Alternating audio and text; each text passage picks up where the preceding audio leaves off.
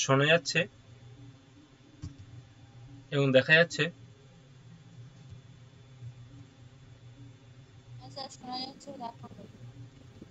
হ্যাঁ sir.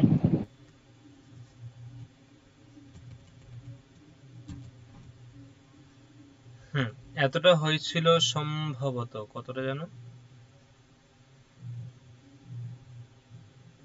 Last? Sir 123 নম্বর step পর্যন্ত। 123?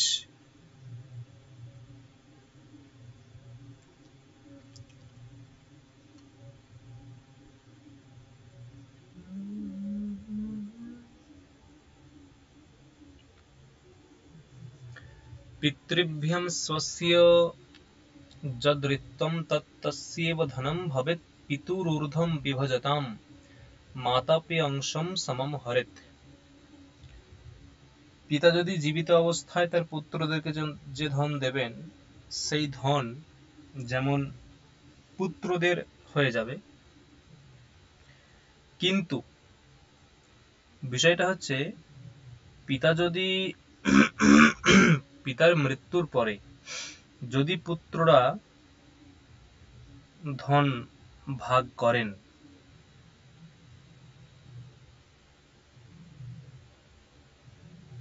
ঠিক আছে, তাহলে কিন্তু মা বেঁচে আছেন, তাহলে কিন্তু মায়ের জন্য একটা ভাগ সেখানে থাকবে।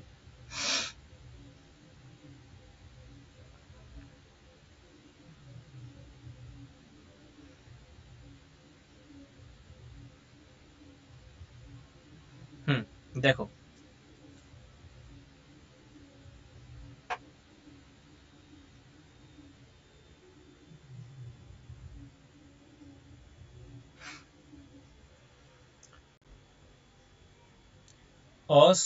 असंस्कृतास्ते संस्कारजा भ्रातृभिः पूर्वसंस्कृतैः भगिन्यश्च निजादंशात् दत्तांशं तु तुरीयकम्।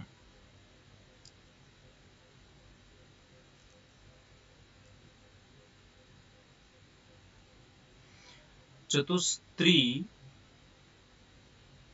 द्योको भागाः स्युर्वर्णशो ब्राह्मणात्मजाः क्षत्रजास्तिस्रद्वेको भागा বীর্যাস্তে দ্বি এক ভাগিনঃ। আচ্ছা, মানে এখানে বলছে দেখো, চতুস্তিস্রি এক ভাগাঃ স্যুর্বর্ণশো ব্রাহ্মণাত্মজাঃ। বর্ণসহ, এই যে বর্ণসহ পদটা দিয়েছে, দেখো দেখা যাচ্ছে কিনা জানি না। বর্ণসহ মানে হচ্ছে যে বর্ণক্রমে ব্রাহ্মণ, ক্ষত্রিয়, বৈশ্য, শূদ্র, এই যে বর্ণক্রম, এই বর্ণক্রমে বর্ণসহ ব্রাহ্মণাত্মজাঃ। ব্রাহ্মণাত্মজাঃ, ব্রাহ্মণাত্মজাঃ মানে কি, মানে ব্রাহ্মণ থেকে জাত। যেমন পঙ্কজ মানে কি, পঙ্কে জাত। ব্রাহ্মণজ মানে, ব্রাহ্মণাত্মজ মানে ব্রাহ্মণ থেকে জাত। তাহলে ব্রাহ্মণাত্মজাঃ, ঠিক আছে, ব্রাহ্মণ থেকে জাত যে পুত্রগণ বা পুত্ররা, এই পুত্রদের কথাই বলা হচ্ছে। সম্পত্তি ভাগাভাগি মানে পুত্ররাই করবেন, তাদের কথা বলা হচ্ছে। তারা কি বলছে,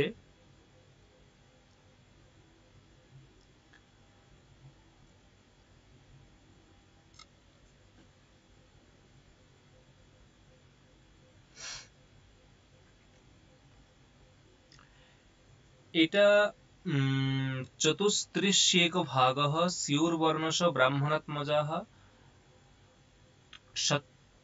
क्षत्रजास्तिस्रेक भागो बीडजास्तु द्वेक भागिनः।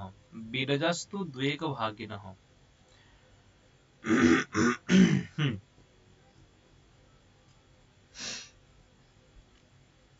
এখানে দেখো, চতুস্তিস্রেক ভাগः, চতুস্তিস্রেক ভাগः মানে ব্রাহ্মণের পুত্ররা, ব্রাহ্মণের পুত্ররা বা ব্রাহ্মণ গর্ভ থেকে জাত, ব্রাহ্মণীর গর্ভ থেকে জাত যে পুত্র, তারা চতুস্তিস্র এক ভাগ। চতুহু, চতুহু মানে 4 ভাগ, তারা 4 অংশ পাবেন, 4 ভাগ পাবেন। ঠিক আছে? ক্ষত্রজাহা, ক্ষত্রজাহা যারা ক্ষত্রিয় থেকে জাত, এগুলো যদিও আসবে না, এরকম কখনো প্রশ্ন আসে না, প্রয়োজন নেই এটা। এত জটিল এখান থেকে প্রশ্ন, মানে প্রশ্ন কোথা থেকে কোনগুলো আছে যেগুলো খুব কমন প্রশ্ন, এগুলো আসবে পরে পরে। যেমন ওই যে ওখানে বলা ছিল না যে ভাষাপাদ, উত্তরপাদ, তার উদাহরণগুলো কি কি, এইগুলো যে বলা ছিল, ওই রকম ইয়ে থেকে প্রশ্ন আসবে। এগুলো সিওর অ্যান্সার, যে ভাষাপাদ কোনটা, ক্রিয়াপাদ কোনটা, উত্তরপাদ কোনটা, সাধ্য সিদ্ধিপাদ কোনটা, এইগুলো যে প্রশ্ন। তারপর কি বলছে দেখো, অন্যোন্যোপহৃতম দ্রব্যম বিভক্তি তু দৃশ্যতে তৎপুনস্তে সময়েরংশৈ বিভজেরণ ইতিস্তে, লাগবে না। অপুত্রেণ পরক্ষেত্রে নিয়োগোৎপাদিতঃ সুতঃ উভয়োরপ্যসৌ ঋদ্ধি পিণ্ডদাতা চ ধর্মতঃ।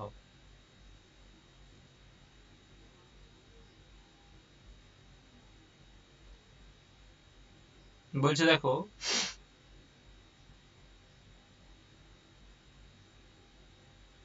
যে অপুত্রেণ পরক্ষেত্রে নিয়োগোৎপাদিতঃ সুতঃ, অপুত্রেণ পরক্ষেত্রে, ঠিক আছে, মানে ধরো অপুত্রেণ পরক্ষেত্রে নিয়োগোৎপাদিতঃ সুতঃ উভয়োরপ্যসৌ, উভয়োরপ্যসৌ বীজি, উভয়োরপ্যসৌ ঋদ্ধি পিণ্ডদাতা চ ধর্মতঃ। মানে বক্তব্য হচ্ছে যে ধরো কোন স্ত্রী তার পুত্র নেই, কোন একজন স্ত্রী তিনি অপুত্রক,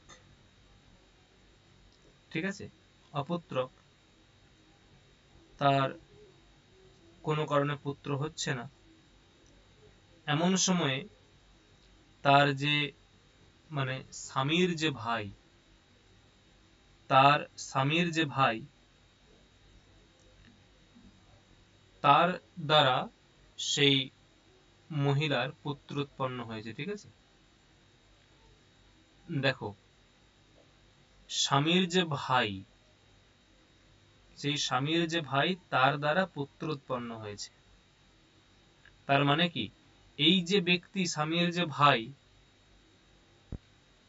তার হয়তো অন্য পুত্র আছে, নিজের পুত্র আছে, আর যেহেতু এই যে অপুত্রক যে বৌদি, তার পুত্র হচ্ছে না, এখন তার দ্বারা পুত্র হয়েছে। তাহলে দেখো, এই যে উভয়ের মানে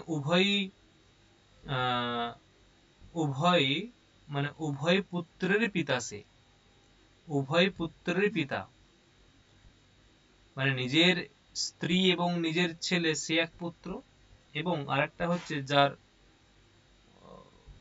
যার পুত্র হচ্ছিল না, তার যে পুত্র হলো সেটাও তার ছেলে। তাহলে এই যে ধন সম্পত্তি কে পাবে, এটা হচ্ছে প্রশ্ন। ধন সম্পত্তি কে পাবে? তখন বলছে দেখো, যে উভয়োরপ্যসৌ ঋদ্ধি,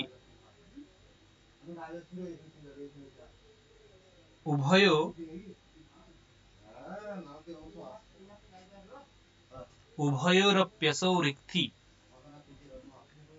উভয়োরপ্যসৌ ঋদ্ধি মানে ঋদ্ধি মানে ধন, ঋদ্ধি মানে ধন, ঠিক আছে। অর্থাৎ উভয়োঃ অপি আসৌ, মানে ওই যে দুই পুত্র, উভয়েরই কিন্তু সেই ধন হবে, ঠিক আছে। ধর্মানুসারে ওই যে পিতা, তার যত সমস্ত সম্পত্তি ওই উভয় পুত্রেরই হবে, এইটা কিন্তু খেয়াল রাখতে হবে, ঠিক আছে। এটা মাথায় রাখতে হবে। তাহলে কি হলো, যে যদি নিজ স্ত্রী ছাড়া অন্য স্ত্রীর গর্ভেও যদি পুত্র উৎপন্ন হয়, সেই পুত্রও কিন্তু ওই সমান ধনের অধিকারী হবেন। এটা হচ্ছে বক্তব্য, সমান ধনের অধিকারী হবেন।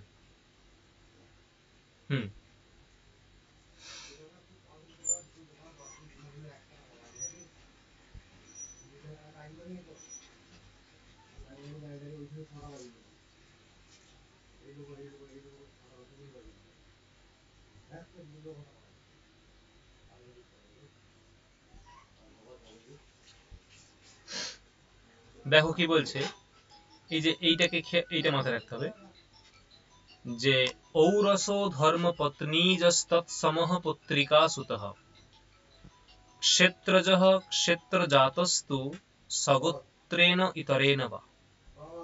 ঠিক আছে, কি বলছে, বলছে ঔরসো ধর্ম পত্নীজঃ, মানে নিজের পত্নী এবং নিজের দ্বারা, ঠিক আছে, নিজের পত্নীতে উৎপন্ন যে সন্তান, নিজের পত্নীতে উৎপন্ন যে সন্তান তাকে বলা হয় ঔরস পুত্র। ঠিক আছে, নিজের পত্নীতে উৎপন্ন যে সন্তান তাকে বলা হয় ঔরস পুত্র। আর কি বলছে,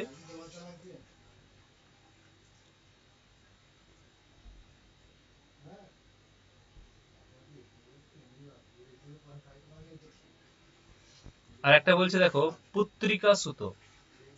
পুত্রিকা সুত মানে কি, তৎসমঃ পুত্রিকা সুতঃ, তৎসমঃ পুত্রিকা সুতঃ।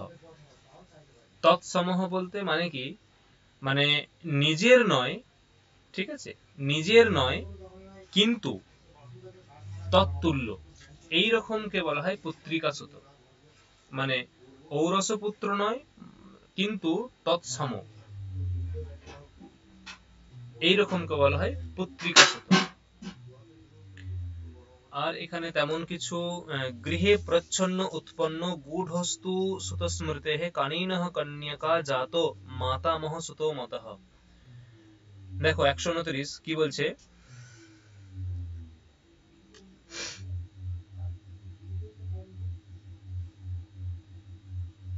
এইটা মনে রাখো, যে এই যে কানিনঃ কন্যকা জাতঃ, কানিনঃ এটা তো জানোই সবাই, যে কুমারী অবস্থায় জাত যে পুত্র তাকে বলা হয় কানিনঃ। কুমারী অবস্থায় জাত যে পুত্র তাকে বলা হয় কানিনঃ পুত্র। ঠিক আছে, অক্ষতায়াম শতায়াম বা জাতঃ পৌনর্ভবঃ সুতঃ দদ্যাৎ মাতা পিতা বায়ম সপুত্র দত্তকো ভবেৎ। কি বলছে, অক্ষতায়াম শতায়াম বা জাতঃ পৌনর্ভবঃ সুতঃ, জাতঃ পৌনর্ভবঃ সুতঃ।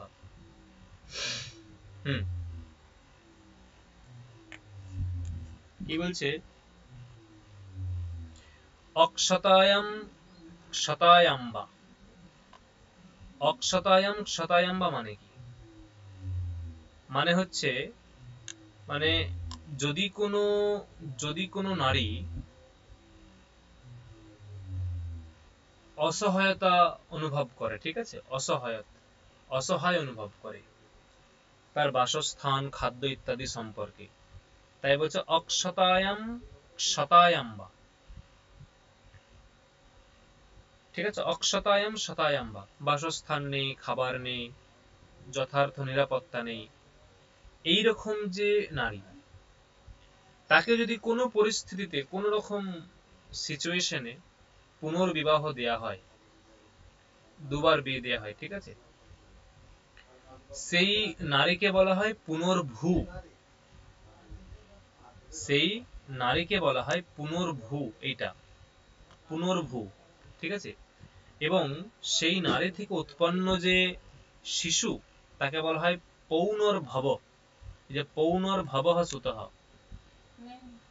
অক্ষতায়াম শতায়াম বা জাতঃ পৌনর্ভবঃ সুতঃ দদ্যাৎ মাতা পিতা বায়ম সপুত্র দত্তকো ভবেৎ। এটা তো জানাই আছে, পিতা অথবা মাতা ইয়ম দদ্যাৎ যাকে দান করে দেয়, সপুত্র দত্তকো ভবেৎ সা দত্তক পুত্র। ঠিক আছে, ইয়ম পুত্রম, ঠিক আছে, ইয়ম মানে যাকে পিতা মাতা বা পিতা অথবা মাতা দদ্যাৎ দান করে, স দত্তকো ভবেৎ তিনি দত্তক পুত্র হন। আর যাকে অসহায় অবস্থার জন্য পুনর্বিবাহ দেওয়া হয় তিনি হন পুনর্ভূ। আর তার থেকে জাতক পৌনর্ভব। কৃতশ্চ তাভ্যাম বিকৃতঃ কৃত্রিমঃ স্যাৎ স্বয়ং কৃতঃ দত্তাত্মা তু স্বয়ং দত্তো গর্ভে বিন্নঃ সহোঢজঃ।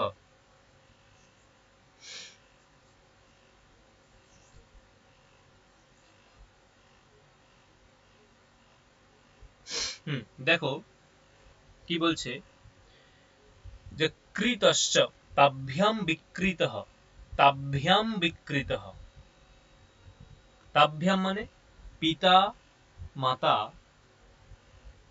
পিতা মাতা যদি কোনো পুত্রকে বিক্রি করে দেয়, ঠিক আছে,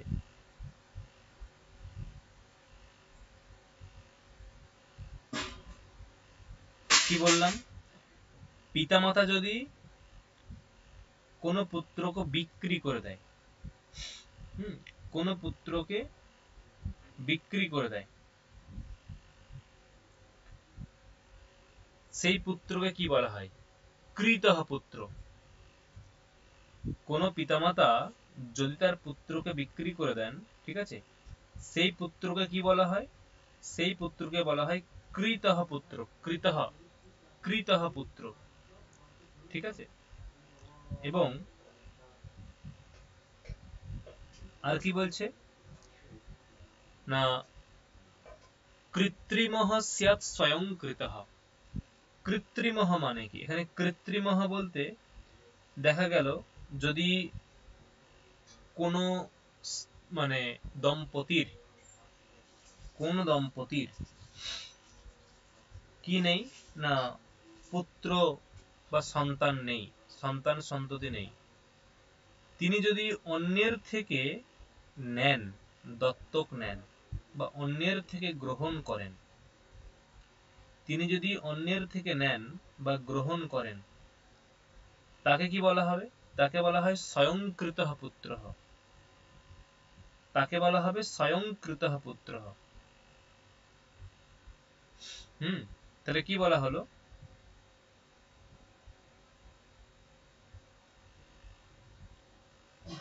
যদি কোনো পিতামাতা তার পুত্রকে বিক্রি করে দেন, তাহলে সেই পুত্র হবে কৃতঃ পুত্র, কৃতঃ পুত্র। ঠিক আছে, এবং আর যদি কোনো দম্পতির কোনো, ঠিক আছে, যদি কোনো দম্পতির কোনো সন্তান না থাকে, তিনি যদি কারোর সন্তানকে গ্রহণ করেন, তিনি তার সন্তানকে গ্রহণ করেন, ঠিক আছে, তাহলে সেই সন্তান কি হবে না, সেই সন্তান হবে স্বয়ংকৃতঃ সন্তান। দত্তাত্মা তু স্বয়ং দত্তো গর্ভে বিন্নঃ সহোঢজঃ। ঠিক আছে, এইটুকুই, মানে কি হলো, তাহলে যে পিতামাতা পুত্রকে বিক্রি করে সেই পুত্র হয় কৃতঃ পুত্র, আর যে দম্পতির কোনো পুত্র থাকে না সে যদি অন্য পুত্রকে গ্রহণ করে টাকা ইত্যাদি দ্বারা, তিনি হবেন স্বয়ংকৃতঃ পুত্র। উৎসৃষ্ট গৃহতে অস্তু সোপবিদ্ধো ভবেৎ সুতঃ পিণ্ডদোহং শহরশ্চৈষাম পূর্বাভাবে পরঃপর।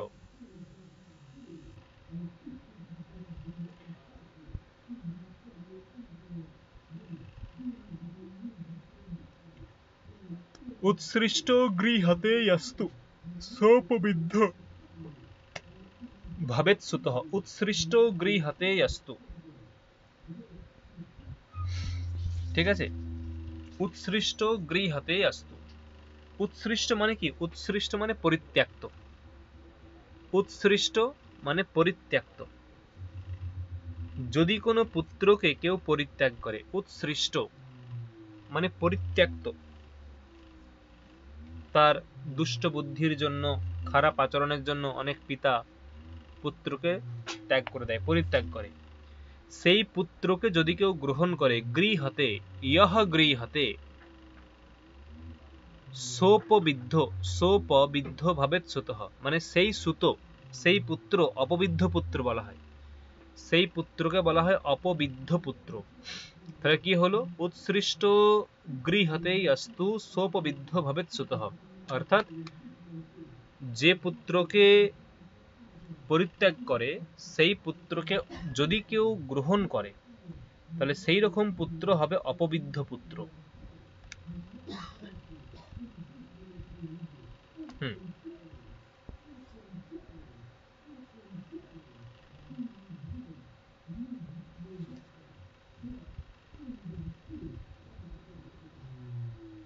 सजातीयेषु प्रोक्तस्तनयेषु मया विधिः जातेऽपि दास्यं शूद्रेण कामतो अंशहरो भवेत्। কি বলছে?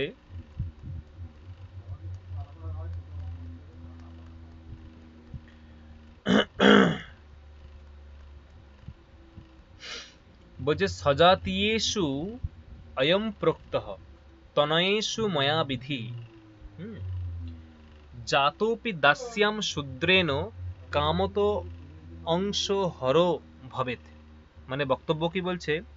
সজাতীয়েষু অয়ম বিধিঃ ময়া প্রক্তঃ, মানে যাজ্ঞবল্ক্য বলছেন, আচার্য যাজ্ঞবল্ক্য বলছেন যে এই যে মানে সম্পত্তি ভাগের বিষয়টা আমি যে বললাম, সম্পত্তি বিভাগের বিষয়টা আমি যে বললাম, এটা যদি সজাতীয় সজাতীয় বিবাহ করে, ব্রাহ্মণ ব্রাহ্মণকে বিবাহ করে, ক্ষত্রিয় ক্ষত্রিয়কে, বৈশ্য বৈশ্যকে, শূদ্র শূদ্রকে, এরকম সজাতীয়েষু অয়ম নিয়মঃ প্রয়োক্তব্যঃ। ঠিক আছে? তনয়েষু মানে তনয়েষু মানে পুত্রদের মধ্যে, মানে যদি সজাতীয়ের মধ্যে বিবাহ করেন বাবা মা, তখন কি হবে? তখন পিতা, তখন ওই পিতার মৃত্যুর পরে পুত্ররা পিতৃধন সমান সমান ভাবে পাবে। কি বলা হলো? পিতার মৃত্যুর পরে, হ্যাঁ, পিতার মৃত্যুর পরে পিতৃধন পুত্ররা সমান সমান ভাবে পাবে। কিন্তু কিন্তু যদি কোনো পুরুষ প্রমাণ, তিনি যদি কামতঃ কামনাবশত দাস্যাম কোনো দাসীর মধ্যে পুত্র উৎপন্ন করেন, সেই পুত্র কিন্তু, ঠিক আছে, সাপোজ ধরো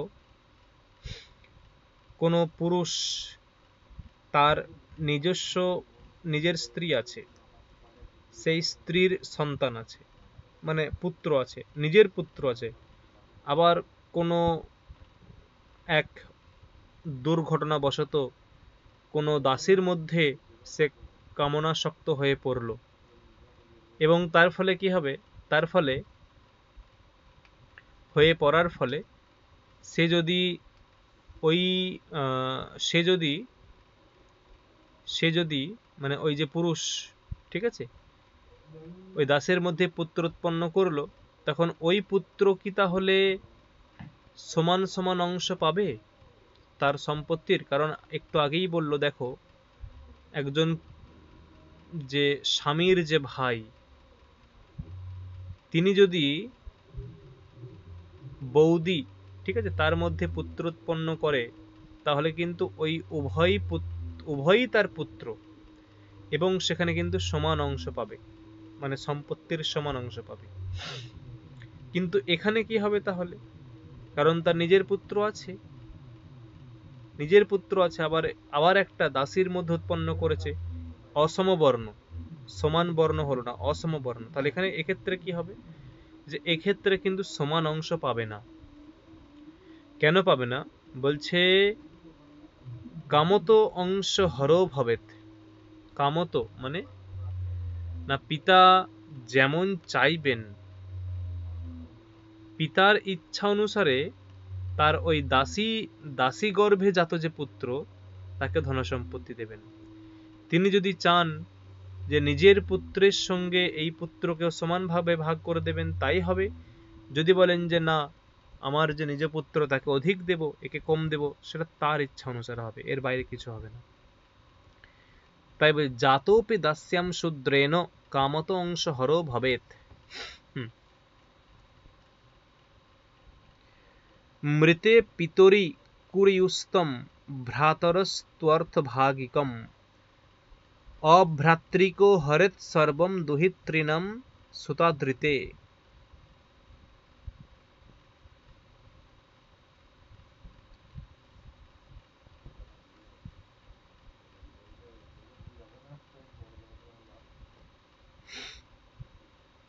কি বলছে দেখো না,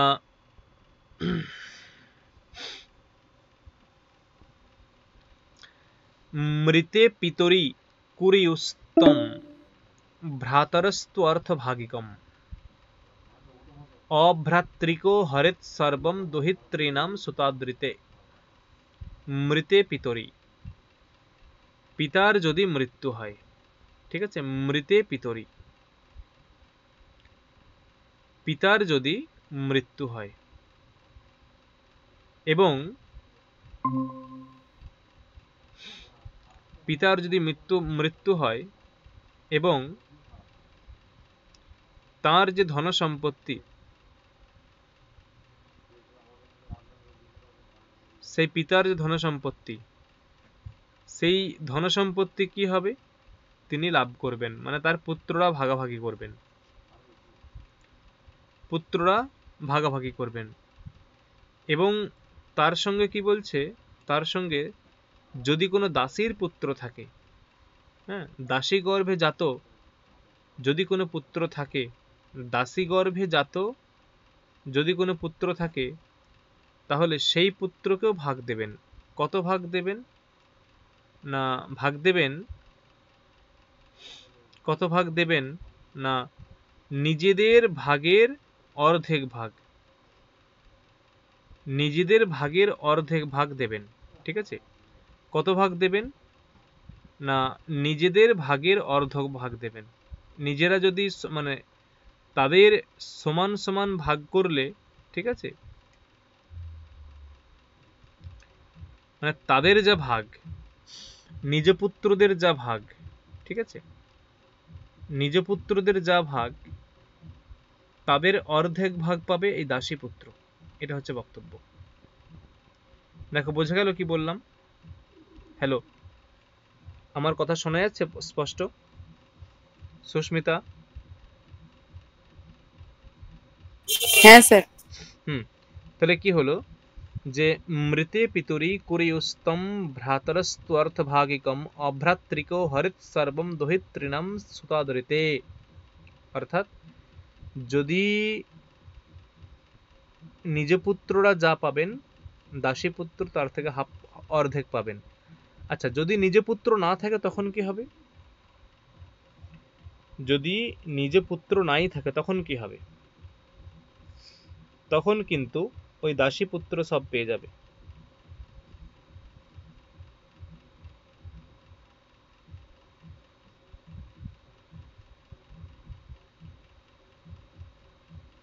তখন কিন্তু ওই দাসী পুত্রই সব পাবে। এটা হচ্ছে বক্তব্য।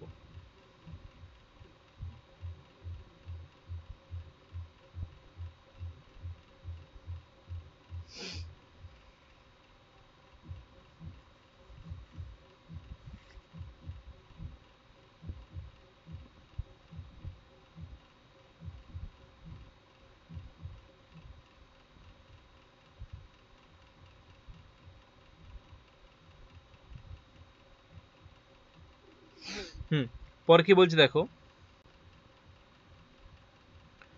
পত্নী দুহিতরশ্চৈব পিতরৌ ভ্রাতরস্তথা তৎসুতা গোত্রজা বন্ধু শিষ্য সহ ব্রহ্মচারিণ এষাম অভাবে পূর্বস্য ধনম ভাণ্ডভাগোত্তরঃ স্বর্য়াতস্ত হিয়পুত্রস্য সর্ববর্ণে দ্বয়ম বিধিঃ। লাগবে না এগুলো। বানপ্রস্থয়তি ব্রহ্মচারিণাম রিক্তভাগিনঃ ক্রমেণাচার্য সচ্ছিষ্য ধর্ম भ्रात्रेकतीर्थिनः भात्रैकतीर्थिनः वानप्रस्थयति ब्रह्मचारिणां रिक्तभागिनः क्रमेणाचार्य सच्छिष्य धर्मभात्रैकतीर्थिनः।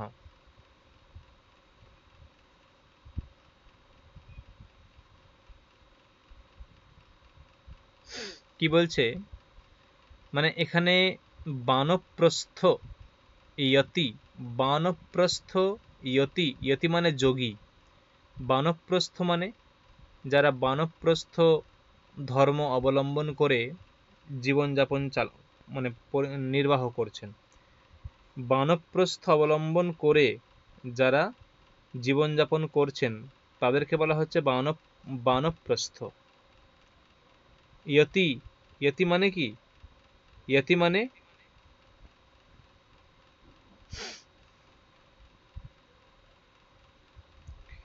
ইয়তি মানে হচ্ছে যারা যোগী, ব্রহ্মচারী, যারা ব্রহ্মচর্য পালন করেন তারা ব্রহ্মচারী। তাদের যা সমস্ত সম্পত্তি, হয়তো তাদের অনেক সম্পত্তি থাকে না, কিন্তু যতটুকু থাকে তারা সেগুলো কারা পাবে? যারা বানপ্রস্থ, যারা বানপ্রস্থ অবলম্বন করে, যারা বানপ্রস্থ অবলম্বন করে জীবনযাপন করছেন তাদের ধন কারা পাবে? না, তাদের ধন পাবে আচার্য, মানে বানপ্রস্থির যিনি আচার্য তিনি পাবেন। বানপ্রস্থের যিনি আচার্য তারা পাবেন। বানপ্রস্থ ধর্ম কোনটাকে বলে গো? বানপ্রস্থ ধর্ম কোনটাকে বলে? দিয়া,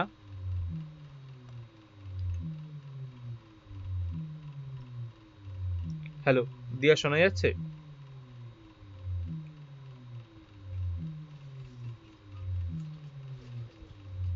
দিয়া শোনা যাচ্ছে আমার কথা?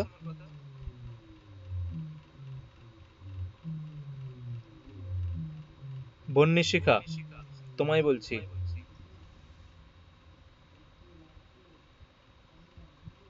হ্যাঁ স্যার, গৃহস্থ ধর্মের পরে বানপ্রস্থ আসে। এই বানপ্রস্থতে কি করা হয়?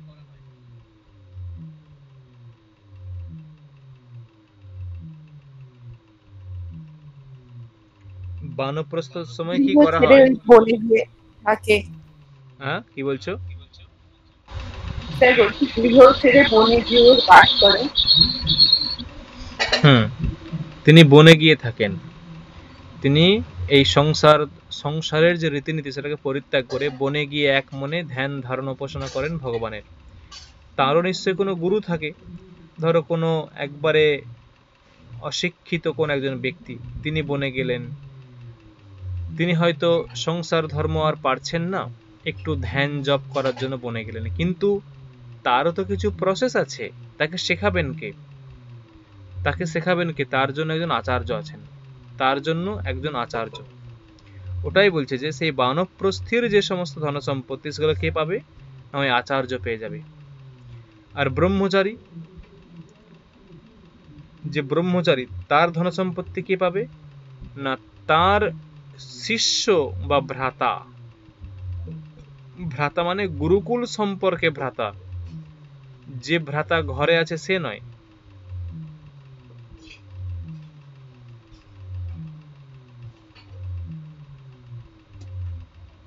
তাহলে কি বললাম? যে ব্রহ্মচারী তার সম্পত্তি কে পাবে?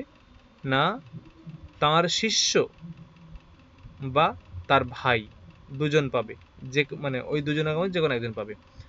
আর কি বলছে, সরি আমি ভুল বললাম, ঠিক আছে, কি বলছে যে ওই ইয়তি, ইয়তি মানে যোগী, যোগীর মানে যোগী যিনি ধ্যান ধারণা নিয়ে সারা জীবন থাকেন, যোগী যে তপস্যা করেন, তপস্বী, তার সম্পত্তি কি পাবে? তখন বলছে শিষ্য, শিষ্য বা ধর্মভ্রাতা, তারই সঙ্গে যদি কেউ তপস্যা করেন, তারই সঙ্গে যদি কেউ তপস্যা করেন, ঠিক আছে, তিনি পেতে পারেন। ধর্মভ্রাতা বলেছে, ধর্মভ্রাতা।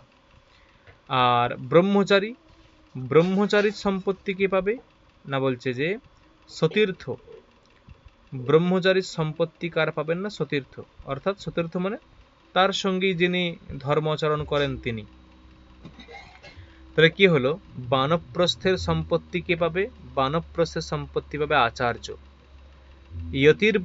ইয়তির সম্পত্তি কি পাবে? হয় শিষ্য। আর ব্রহ্মচারীর সম্পত্তি কে পাবে? ব্রহ্মচারীর সম্পত্তি হচ্ছে সতীর্থ, মানে তারই সঙ্গে যে ব্রহ্মচর্য পালন করেন তিনি পাবেন। পরবর্তী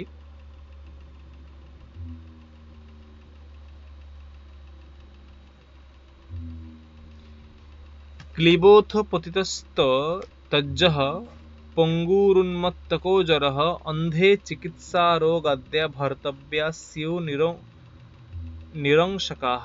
লাগবে না। সংসৃষ্টিনস্তু সংসৃষ্টি সোদরস্য সোদর দদ্যেত অপহরেৎ চাংশম জাতস্য চ মৃতস্য চ।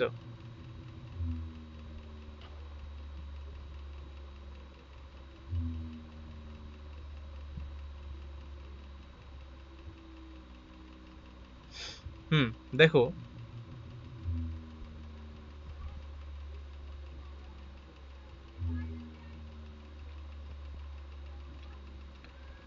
अन्यो दर्जस्तु संसृष्टि नान्यो दर्जो धनम हरेत असंसृष्ट्यपि বা আদদ্যাৎ সংসৃষ্ট নান্যে মাতৃজ। লাগবে না এগুলো, যদিও এগুলো একদমই তেমন কিছু নেই এখান থেকে।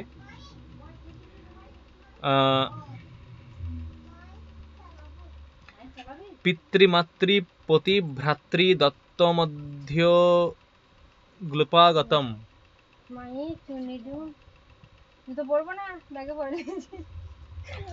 আধিবেদনিকাদ্যম স্ত্রীধনম পরিকীর্তিতম। আধিবেদনিকাদ্যঞ্চ স্ত্রীধনম পরিকীর্তিতম।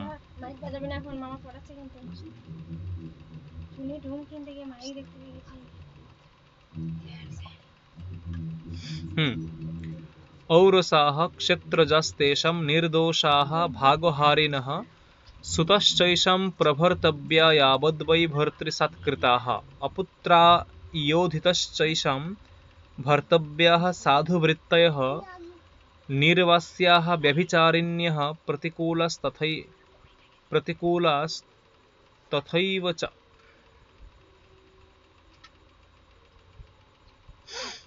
কি বলছে? এইগুলো তো জানাই আছে এগুলো। ঔরসাহ ক্ষেত্রজাস্তেষাং নির্দোষাহ ভাগহারিণঃ, মানে বক্তব্য হচ্ছে ঔরস যে পুত্র এবং ক্ষেত্রজ যে পুত্র, ঠিক আছে, তারা যদি নির্দোষ হয়, কোনো অংশে যদি দোষ না থাকে তাদের, তবেই তারা পিতৃধনে অধিকারী হবেন, পিতৃধন পাবেন। সুতশ্চৈষাং প্রভর্তব্যা यावद्वै ভর্তৃসৎকৃতাः।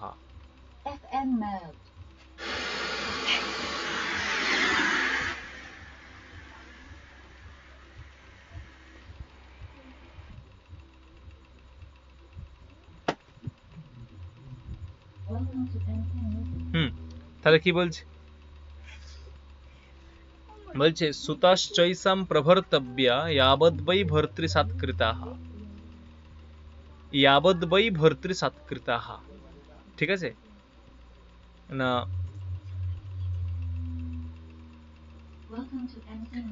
বলছে দেখো, বলছে यावद्वै ভর্তৃসৎকৃতাः, যতক্ষণ না তারা সুতশ্চৈষাং প্রভর্তব্যাः, সুতশ্চৈষাং প্রভর্তব্যাः,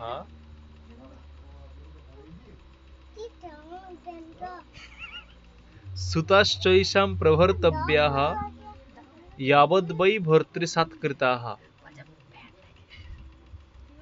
ঠিক আছে? সুতশ্চৈষাং প্রভর্তব্যাः यावद्वै ভর্তৃসৎকৃতাः মানে কি? যে ওই যে পুত্রীরা, তার যদি কোনো পুত্রী থাকে, কন্যা সন্তান থাকে, সেই কন্যা সন্তানগণ যতক্ষণ না মানে স্বামী গৃহ যাবেন, বিবাহ সংস্কার হবে, ততক্ষণ তাদের মানে প্রভর্তব্যা মানে কি? মানে তাদেরকে রক্ষা করতে হবে, তাদেরকে ভরণ পোষণ করতে হবে, এটাই হচ্ছে বক্তব্য। যতক্ষণ না ওরা মানে পতিগৃহে যাবে ততক্ষণ তাদের এগুলো লাগবে না যদিও। এটা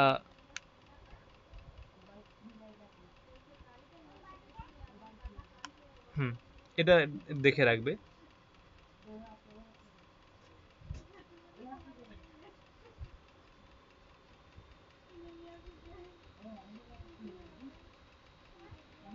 অপ্রজস্ত্রীধনম ভর্তুর্ব্রাহ্মণাদিষু চতুর্ষ্বপি দহিত্রীনাম প্রসূতা চেত, লাগবে না এগুলো।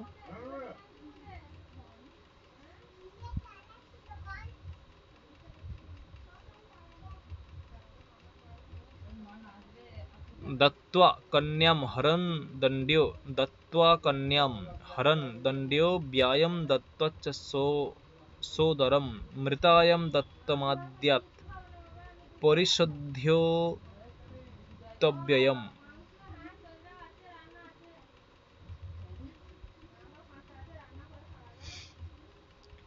এগুলো কিছু নেই, এগুলো দুর্ভিক্ষে ধর্মকার্যে ব্যাধো সম্প্রতিবোধকে গৃহীতম স্ত্রীধনম পরতনাস্ত্রে দাতুমর্হতি।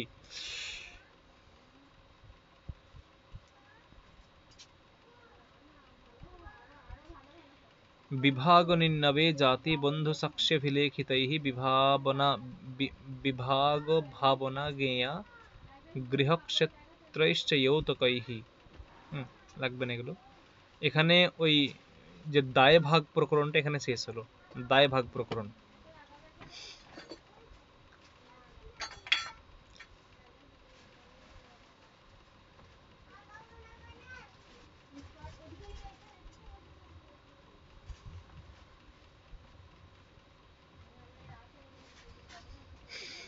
এখানে কি বলছে, তেমন কিছু নেই এখানে, এইগুলো তেমন প্রশ্ন নেই এখান থেকে, এইগুলো তেমন মানে এখান থেকে প্রশ্ন নেই বলতে গেলে।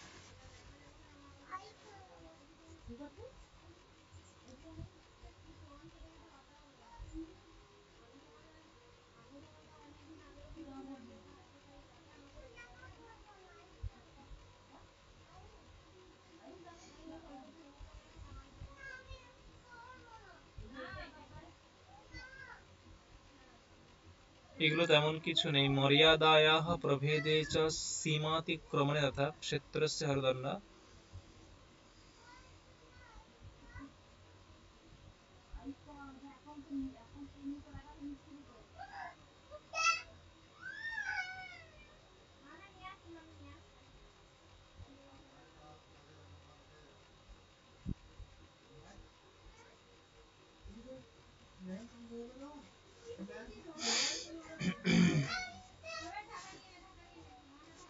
এখানে তেমন কিছু নেই। স্বামিনে ইয়ো অনিবেদ্যৈব ক্ষেত্রম সেতুম প্রবর্তয়েৎ উৎপন্নে স্বামিনো ভোগস্তদ্ভাবে মহীপতেঃ।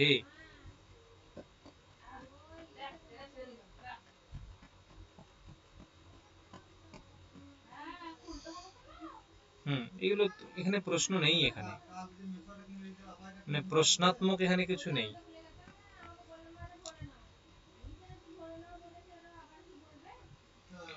এই পিডিএফটা এখানেই শেষ, ঠিক আছে।